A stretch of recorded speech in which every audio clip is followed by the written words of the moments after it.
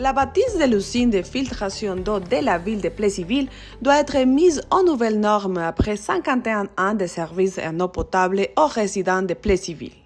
À cause du récent regroupement de la ville et de la paroisse, l'usine devra se conformer aux nouvelles exigences du ministère de l'Environnement afin d'éviter les risques et d'atteindre tous les foyers de la ville qui sont en augmentation. Lors d'une visite de toutes les installations de ce bâtiment, le responsable de l'usine, M. Martin Lacroix, nous a expliqué chacune des étapes qui traversent l'eau avant d'arriver aux citoyens. Bienvenue. Bonjour, mon nom c'est Martin Lacroix, chef de service à l'hygiène du milieu de la ville de Plessisville. Je vais vous accompagner pour aller vous montrer le circuit de l'eau potable, comment on la traite du début jusqu'à la fin.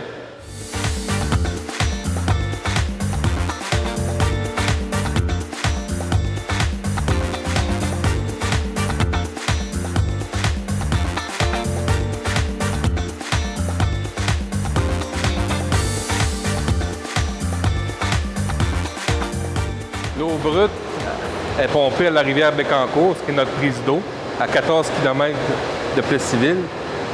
Elle est acheminée à l'usine, elle arrive par un tuyau souterrain. Elle rentre dans l'usine, on y injecte les premiers produits chimiques qui aident au traitement de l'eau. Le traitement de l'eau, c'est un traitement conventionnel avec un procédé de décantation et filtration. L'eau brute arrive ici dans ce qu'on appelle un mélangeur. On a mis dans le mélangeur un premier produit qui s'appelle sulfate d'aluminium, qui sert de coagulant, qui aide à la décantation. On y ajoute aussi du charbon actif pour ce qui aide à enlever les goûts et les odeurs de l'eau brute de la rivière. C'est pour ça que l'eau peut paraître noire. C'est le charbon qui cause cette couleur-là. Une fois que tout ça est mélangé, on peut voir aussi à gauche, il y a une petite injection d'eau. C'est un polymère, c'est un aide coagulant qui va aider à faire la coagulation puis la décantation un peu plus loin.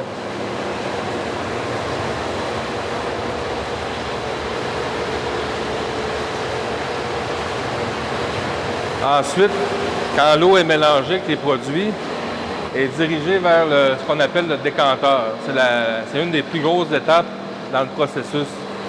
C'est un décanteur qui sert à faire décanter les matières en suspension que dans l'eau.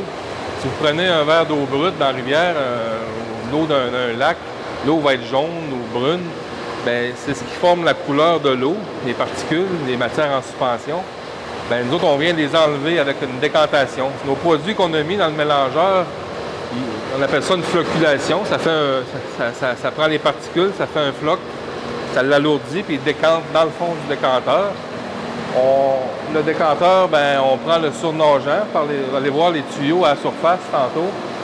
Le surnageant de ça, il est ramassé, puis il est acheminé vers les deux filtres. On a deux filtres au sable, qui ont un peu le même principe qu'un filtre que vous avez à la maison, un filtre de piscine, qui est sous pression, mais c'est du sable semblable à ce qu'il existe dans un filtre de piscine. L'eau est filtrée. Ensuite, elle est acheminée dans une première réserve de contact, une réserve où on injecte le chlore pour la désinfection de l'eau. On y ajoute aussi à ce moment-là de l'hydroxyde de sodium, qui est de la soude caustique, pour réajuster le pH. Parce que dans les étapes, on a mis du sulfate d'aluminium qui aide à faire la flocculation. Lui, il a un certain pH qui fait descendre le pH trop bas. Mais pour le rééquilibrer pour l'eau potable qu'on distribue aux citoyens, il faut remettre le pH à un niveau de 7, 6,90 ou 7. Fait qu'on va le faire avec de la soude caustique après la filtration. Ici, c'est le décanteur. Une des grosses étapes que je parlais au processus d'eau potable. Fait que l'eau qui avait été mélangée a été faite parvenir dans le décanteur.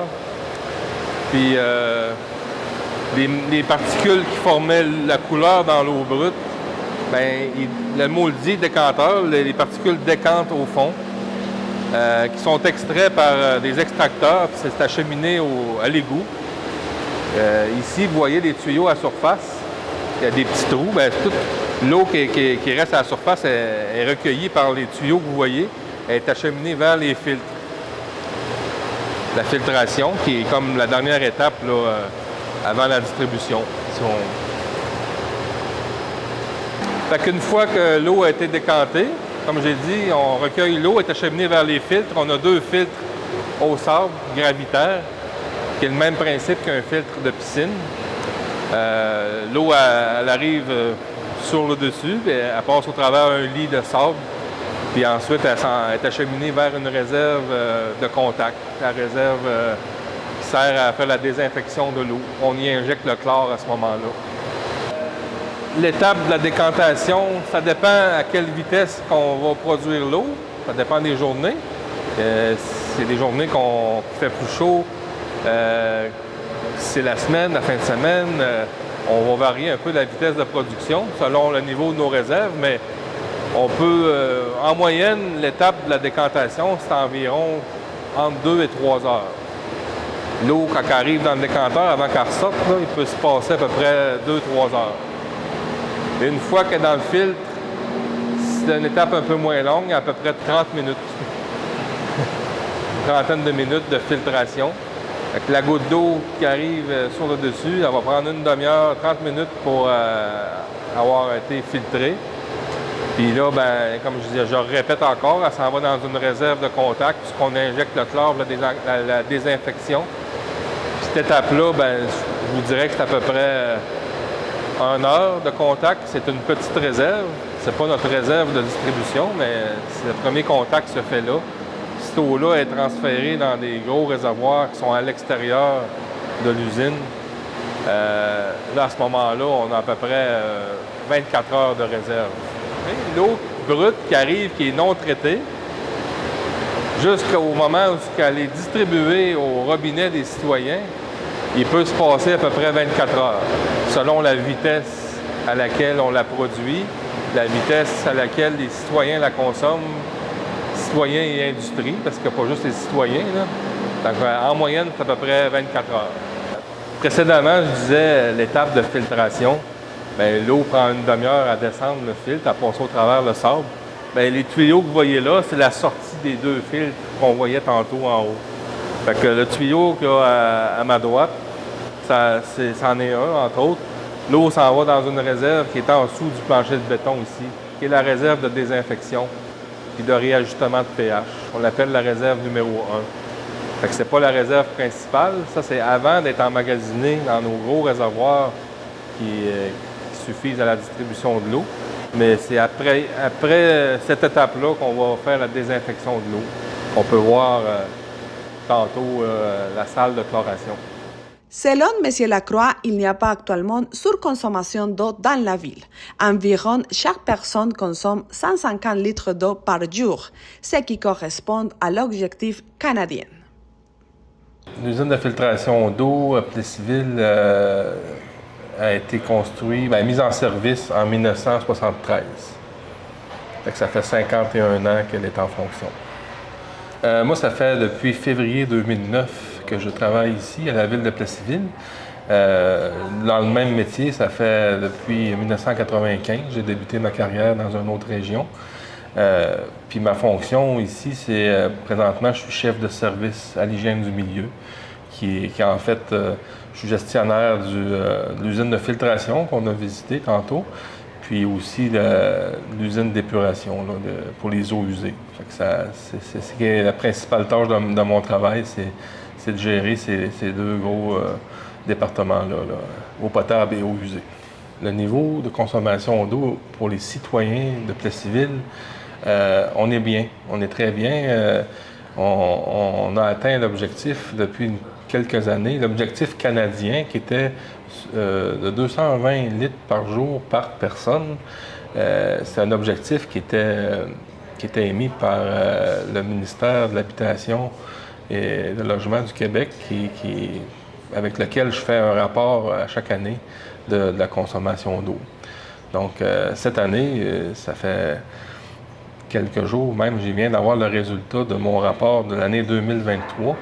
Puis, à Plessisville, on était à 150 litres par jour par personne. On est bien en deçà de l'objectif canadien.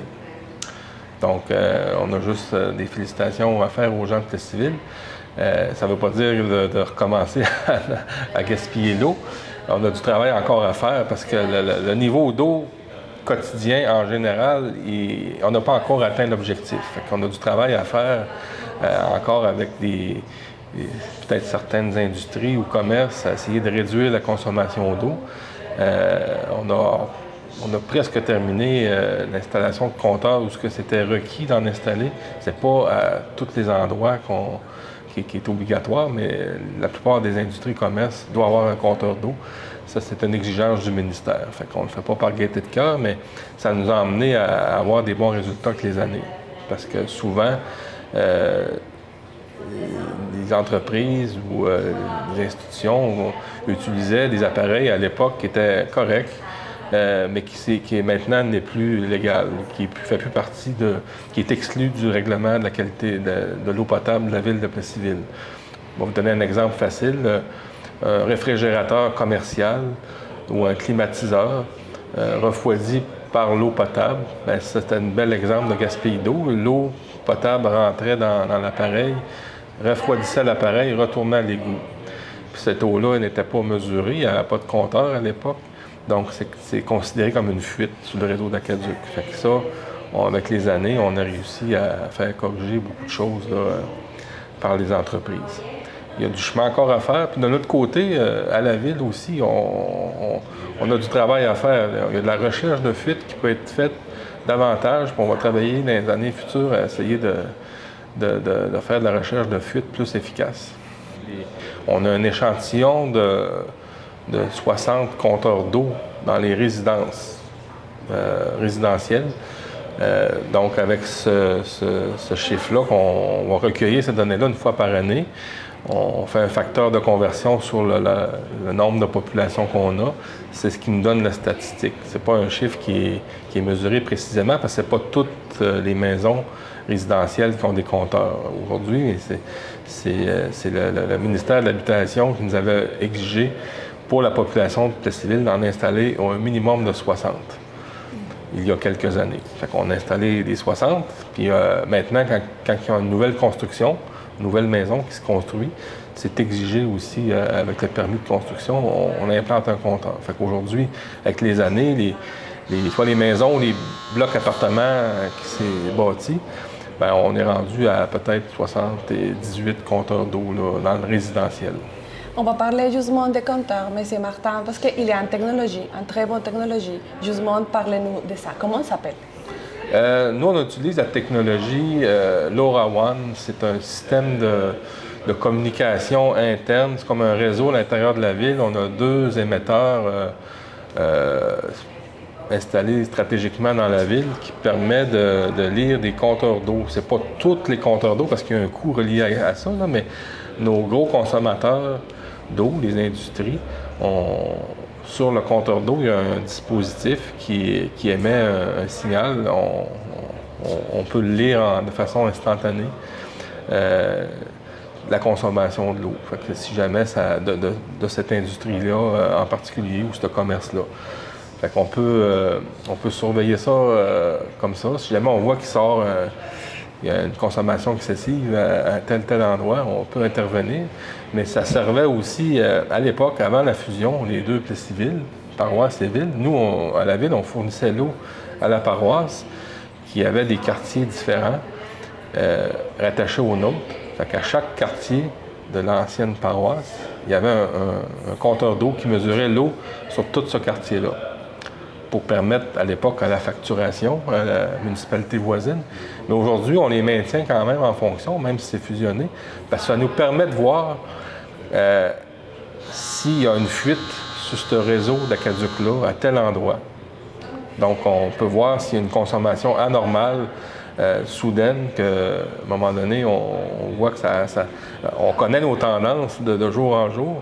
Puis si on voit une journée que la consommation a augmenté pas mal, dans le secteur, exemple, du domaine Somerset, là, on peut soupçonner et dire, OK, il y a peut-être quelque chose qui se passe là. À ce moment-là, nous autres, c'est notre travail, c'est d'opérer l'usine, mais on peut avertir nos collègues des travaux publics, il y a peut-être une fuite à tel endroit. Fait que, à distance, à partir de l'usine, on peut voir qu'est-ce qui se passe. On n'a pas partout, mais on a une bonne idée du réseau, de qu'est-ce qui se passe avec cette technologie-là. Lors de cette tournée, nous étions également accompagnés du maire de Plessisville, M. Pierre Fortier, qui nous a raconté sur les différentes campagnes qui sont mises en œuvre pour sensibiliser les gens à l'importance de l'eau. Monsieur Fortier, racontez-nous sur les campagnes qui sont faites justement ici à Plessisville pour sensibiliser les gens à l'importance de la ressource de l'eau. Oui, c'est une campagne justement pour sensibiliser les gens. C'est qu'on a fait l'année passée une porte ouverte ici dans l'usine de filtration pour que les gens comprennent bien tout le processus de filtration. Mais aussi, on encourage les gens à faire des petites choses simples, là, comme peut-être raccourcir la douche un peu, ne pas laisser l'eau couler quand on brosse les dents, aussi de ne pas arroser, pas laver notre cour avec de l'eau potable, puis le gazon. Le gazon, on n'a pas nécessairement besoin. Le gazon, c'est une plante très résistante à la sécheresse. Oui, il peut jaunir, mais il va revenir. C'est très, très rare que du gazon va mourir. Fait que, on dit aux gens d'utiliser tout ce qu'ils ont besoin, mais rien de plus. On a augmenté on a, comment je dirais, peaufiné nos méthodes d'assainissement des eaux, qui fait qu'on a beaucoup moins de déversements qu'on avait. Toutes les municipalités ont des déversements, surtout une des problématiques, c'est quand les rues ont été construites, il y a 50 ans et plus, l'eau pluviale s'en va dans l'eau sanitaire. Fait que ça, quand il y a des grosses pluies, ça cause des surplus du côté sanitaire. Mais là, à Plessisville, on a à peu près la moitié des rues où le sanitaire et le pluvial ont été séparés. Fait que ça aide beaucoup, ça. Puis quand on arrive à l'autre bout, on a eu le prix de la ville qui s'est le plus améliorée au Québec à ce niveau-là. On est fiers, on est très fiers de ça. Il y a des villes qui ont beaucoup de chemin à faire, mais nous, on est content de ça, puis on est toujours proactif à ce niveau-là. C'est très important.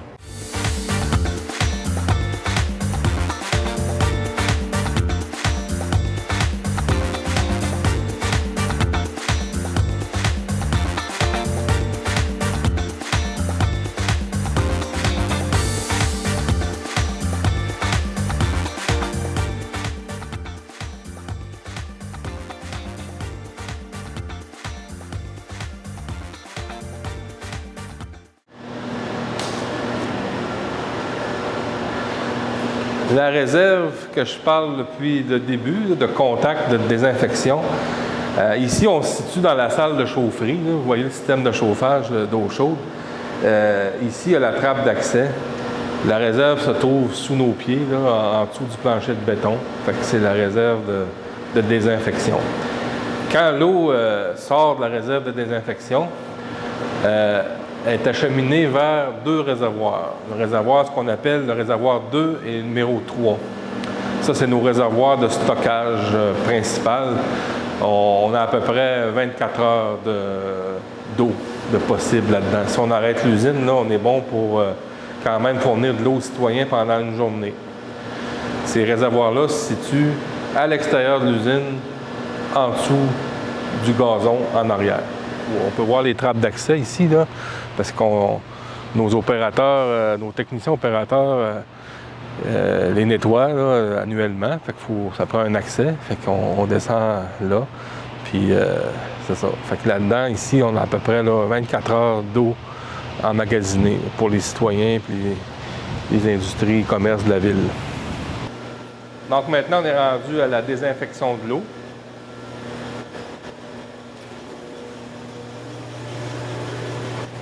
Ici, à l'usine de filtration, on utilise du chlore gazeux, qui est un chlore concentré. Ça fait le même effet que ce que vous connaissez à la maison, là, de l'eau de Javel, qu'on appelle. Mais du chlore gazeux, c'est sous forme de bouteille sous pression, un peu comme un réservoir de propane, mais c'est du chlore. C'est très, très concentré. on ne peut pas rentrer tout le monde dans la salle d'entreposage de chlore parce que c'est un gaz qui est quand même à l'état pur. Il peut être mortel si on le respire. Fait que quand on manipule ces bouteilles-là, quand on fait des changements de bouteilles, il faut utiliser un masque, un respirateur autonome, comme les pompiers utilisent lors d'incendie. On va mettre un ensemble, une salopette qui est comme protéger la peau et les vêtements. Fait que vous pouvez voir les bouteilles de chlore qui sont entreposées, puis à ma gauche, c'est les bouteilles qui sont en train d'être utilisées présentement.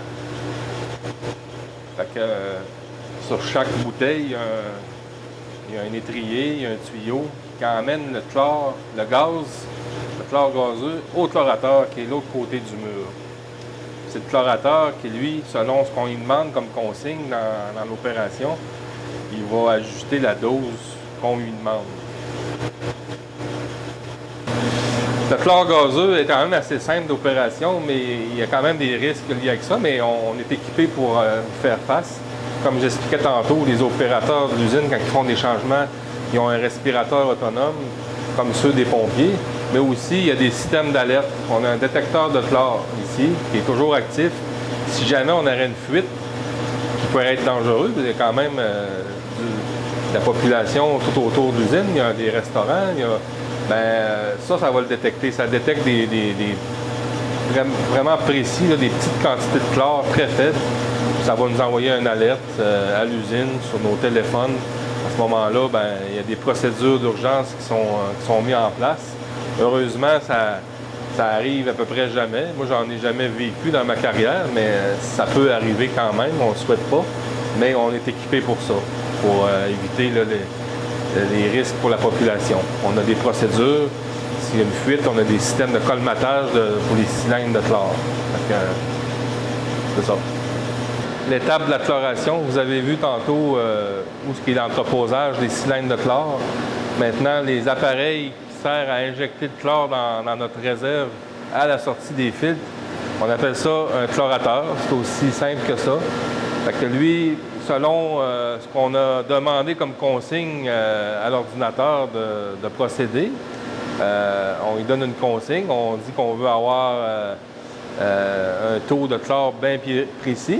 Fait que l'appareil ici, le chlorateur va soutirer le chlore des cylindres de chlore, va l'injecter à la réserve selon ce qu'on demande. Fait que c'est à ça que ça ressemble un chlorateur. Puis un peu à droite, sur le mur, on a l'analyseur de chlore qui nous indique si on est correct. Selon la consigne qu'on veut avoir, l'appareil qui est au mur va lire en continu le taux de chlore que dans notre réserve. Puis tout ça a des alarmes de relier à notre ordinateur, à nos téléphones cellulaires. Si on n'atteint pas le taux qu'on demande, l'opérateur qui est en service, il est averti, puis il va apporter des correctifs à ce moment-là. Et parlez-nous comment la ville et comment l'usine de filtration d'eau se prépare pour les périodes de sécheresse qui, des fois, arrivent pour les changements climatiques. Les périodes de sécheresse, c'est ça, c'est différent d'une année à l'autre. On ne peut pas faire grand-chose, on ne peut pas emmagasiner plus d'eau. Par contre, on est à l'affût du niveau de la rivière. C'est quelque chose qu'on vérifie à tous les jours. On va vérifier le niveau. On le voit sur l'ordinateur, mais on le voit sur place aussi dans les tournées des opérateurs. Puis quand ça devient plus critique, on voit descendre ça d'une journée à l'autre, puis qu'on regarde la météo qui n'est pas clémente pour nous autres, qui n'annonce pas d'eau. Là, à ce moment-là, on accentue des fois une campagne là, de sensibilisation là, aux gens là, de ne pas arroser pour respecter la réglementation. Puis si c'est plus grave, on va même interdire l'arrosage d'eau. Ça a déjà arrivé en 2021, si je me souviens bien. On avait interdit l'arrosage d'eau pendant une période de 3 semaines, peut-être un mois, là, juillet à août, à ce moment-là, parce que c'était vraiment sec. Puis si on voit des gens qui arrosent, on va commencer par les avertir, là. On n'est pas méchants. Mais s'il y a une récidive, là, il y a des infractions qui peuvent être émises. C'est dans la réglementation municipale. Fait que ça pourrait arriver. Fait que c'est de cette façon-là qu'on peut réduire le plus possible la consommation, puis Puis on sensibilise aussi nos industries qui prennent de l'eau aussi, là, mais on est conscient qu'ils en ont besoin, mais s'ils peuvent changer leurs pratiques des fois pour diminuer la consommation, ben ça se fait aussi. Fait que c'est de cette façon-là qu'on peut faire.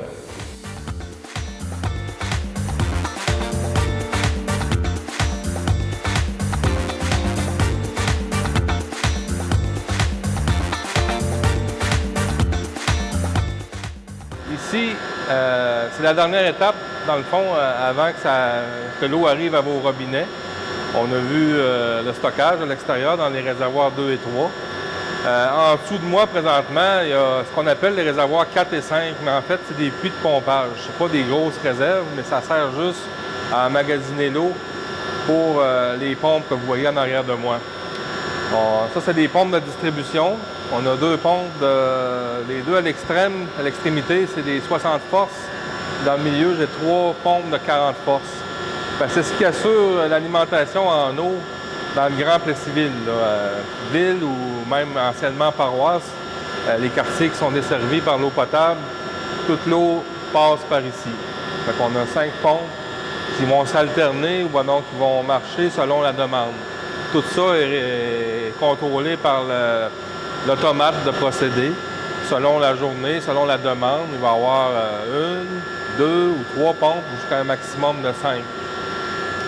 Sur ce côté-ci, on a une grosse pompe qui est de 200 forces, qu'on appelle notre pompe d'urgence ou pompe incendie. Elle démarre de façon manuelle.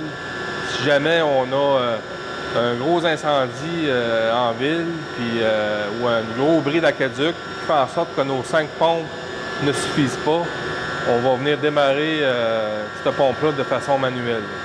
Quand il y a un gros incendie, des fois, ça arrive la nuit, on n'a pas tout le temps connaissance, mais les pompiers sont avisés. Ils veulent plus de pression, ils vont m'appeler, ils vont appeler quelqu'un à l'usine. On va venir partir une pompe là, de façon manuelle pour assurer la sécurité incendie. Plus ou moins combien les coûte à la ville d'avoir cette usine de filtration d'eau par année ou... Actuellement, si on compte tous les coûts, la main-d'œuvre, l'électricité, il y a beaucoup de frais électriques ici, il y a tous les produits qu'on a besoin, c'est environ 1 900 000 $. Mais il faut dire que l'usine, elle a 51 ans, a été bâtie en 1973, fait qu'elle est toute amortie. Généralement, on amortit les usines sur 20 ans, fait que à cause de ça, bien, le coût de production de l'eau potable à Plessisville est moins cher peut-être que d'autres villes. Pas peut-être, est moins cher que d'autres villes.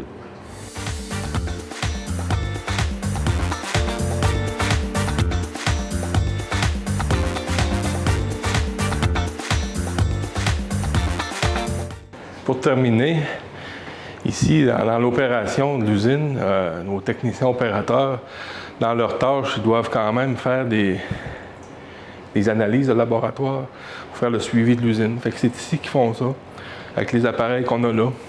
On a un pH mètre, un turbidimètre, un spectrophotomètre qui nous aide à faire des analyses sur plusieurs paramètres, comme des tests de chlore, etc. Fait que c'est ici que ça se passe. Puis on peut voir aussi... On peut voir aussi, ça c'est l'ordinateur de procédé. On a toutes les étapes que je vous ai expliqué tantôt là-dessus. Les correctifs de dosage de produits que le technicien opérateur va déterminer par ses tests, il va les appliquer à l'ordinateur. Que l'automate, lui, va ajuster, soit à la hausse, soit à la baisse, le produit chimique qu'on veut augmenter ou descendre, selon ce qu'on a déterminé en laboratoire. On l'appelle l'ordinateur de procédé. Il y a plusieurs pages. Là, on est dans la page de l'usine. On a la page des réservoirs. Ensuite, on a la page des réservoirs. La page des réservoirs de pompage. On a la page des systèmes de chloration. Ça, tout ça est contrôlé par les opérateurs. Ils peuvent changer les dosages, etc. Je parlais de l'alun tantôt dans le décanteur, bien, ça aussi, des pompes doseuses d'alun Eux autres s'ajustent par ici. Fait que ça explique un peu le métier aussi d'opérateur. On fait la surveillance, on se promène des fois d'une station à l'autre. On a des stations de pompage parce que ici, on s'occupe aussi de l'eau usée qui est à l'extérieur, mais c'est des mêmes employés qui s'occupent de l'eau usée. Fait que, mais quand ils travaillent dans l'eau potable, ben, c'est ici qu'on contrôle l'usine. C'est cet ordinateur-là qui va nous envoyer aussi des alarmes sur nos cellulaires pour dire telle chose ne marche pas bien ou j'ai un trop bas pH. C'est des exemples comme ça, bas taux de chlore ou basse pression. Fait que s'il y a des choses à ajuster, on est averti puis c'est ici qu'on apporte les correctifs. Tant M. Lacroix que le maire Pierrefortin ont assuré que pour le moment, il n'est pas nécessaire d'agrandir ou de rénover la bâtisse de filtration d'eau, mais que la ville travaille déjà sur des résolutions et des subventions pour réaliser les mises aux normes. Vous pensez ou vous prévoyez peut-être une rénovation, un agrandissement de l'usine de filtration d'eau après le regroupement de la ville et la paroisse? Oui et non. Je vous explique. C'est pas peut-être un agrandissement, mais c'est plus une mise aux normes. L'usine actuelle, la capacité de l'usine est suffisante, même pour un regroupement, puis même pour un développement futur des prochaines années. On a une capacité de 9900 mètres cubes, qui a été c'est la capacité de conception de l'usine en 1973. Puis aujourd'hui, quotidiennement, on va avoir des consommations de entre 3500 et 4500, parfois 5000 mètres cubes par jour dans les pires journées. Fait qu'on a encore une bonne marge de manœuvre. Mais ce qui risque d'arriver, c'est que il y a des règlements qui changent avec le temps, des exigences ministérielles. Il faut faire une mise aux normes. Ça, on ne pourra pas y échapper, il va falloir aller vers là. Fait que les nouvelles technologies, tout ça va être désigné par l'ingénierie, mais il se pourrait avoir un agrandissement de l'usine si des équipements est demandé à ce moment-là. Ce n'est pas pour la capacité, mais c'est plus pour la mise aux normes de l'usine de filtration. Il va falloir réaliser un jour. Oui, on a besoin d'une mise aux normes. Comme j'ai dit tout à l'heure, l'usine a 51 ans, puis les gens qui l'ont bâtie à l'époque étaient vraiment visionnaires parce que la ville était au moins la moitié plus petite. Et puis, depuis le temps, il s'est installé des usines agroalimentaires qui ont des besoins d'eau assez importants. Alors, les équipements du temps, c'est correct, ils fonctionnent très bien, mais maintenant, il y a des exigences au ministère de l'Environnement qu'il faut faire une mise aux normes. Puis tant qu'à faire une mise aux normes, actuellement, elle produit assez d'eau potable. On serait capable de produire un peu plus qu'on produit là. Par contre, tant qu'à faire une mise aux normes, on va augmenter la production pour au moins que ça suffit pour quelques dizaines d'années encore. Pas faire une mise aux normes, pas être obligé d'en faire une dans 5 ans ou 10 ans. Fait que, tant qu'à faire quelque chose, on prévoit l'agrandissement d'une ville. On sait pas mal un peu où ça s'en va. Fait qu'on va en même temps augmenter la capacité de production. Fait que s'il arrive, exemple, une autre usine agroalimentaire à Plessisville, bien oui, on va être en mesure de fournir l'eau nécessaire. Oui, parce que des fois, peut-être aussi peut arriver des périodes de sécheresse. Oui. Comment la ville se prépare pour ce type d'émergence? On suit ça de près. On suit ça de près. Hein? C'est surtout l'été. L'été où les gens vont consommer plus d'eau aussi. On tient nos réservoirs généralement presque pleins tout le temps, en haut de 80-90 de réservoirs pleins tout le temps. Et puis on prévoit au bout de quelques jours, là, si on est en canicule et tout ça, bien là, on demande aux gens d'économiser l'eau. Et puis on suit ça de très très près tout le temps, mais c'est jamais arrivé qu'on manque d'eau. Puis il faut aussi prévoir qu'on peut avoir un incendie majeur. Fait que c'est important d'avoir toute la quantité d'eau potable. Là. Comme le dernier incendie qu'il y a eu chez Meubles Poulain, on n'a pas pris 10 de réserve d'eau. Fait que c'est important d'avoir des réserves importantes pour bien suffire. Est-ce que vous pouvez nous donner une date, plus ou moins environ, de quand va commencer les mises aux normes que vous parlez? La mise aux normes, oui, on a déjà commencé. Nos ingénieurs sont là-dessus.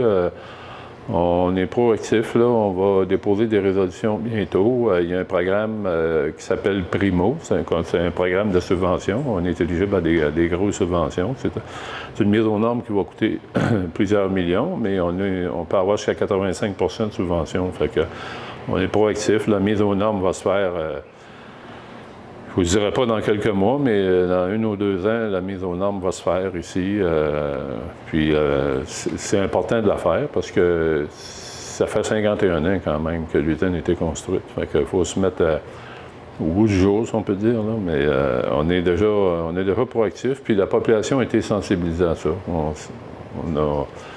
On l'a dit qu'il y a une mise aux normes à faire, puis il y a une mise aux normes à faire aussi au niveau de l'assainissement. Fait qu'on est très, très proactif là-dessus. On a déjà plusieurs mois de travail de fait sur le dossier.